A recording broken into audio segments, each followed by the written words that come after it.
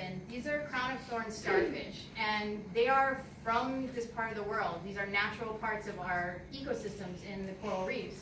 But because of things that we've done on land and some other changes that we don't necessarily fully understand, they've gotten to the point where they're now incredibly out of balance with the system. And so they eat huge swaths of our reef and have caused really devastating damage in some of the parts of the island that have in the past, been in fairly good shape. When they've escaped some of the effects of development, they've escaped some of the water quality issues we've had.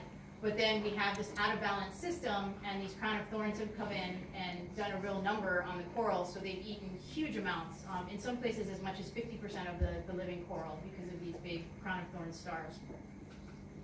So we used to have these amazing reefs. I grew up here, and so my memories are, probably not necessarily 100% accurate, but I do have really strong memories of being in the water, being in the forest, and things are very different than they were when I was growing up.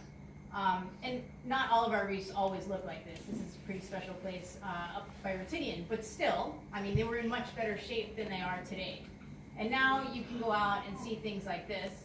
This is kind of a rubble field, probably died from bleaching, and this is what's left of it. But you can also see impacts like this from boats, and after typhoons, sometimes debris gets in the water and causes, horrible damage.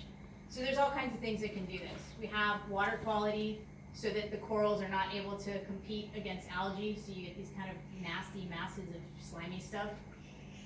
Bleaching, where the warmer water temperatures will cause the little algae inside the coral to sort of evacuate, and you end up with this white coral that then eventually will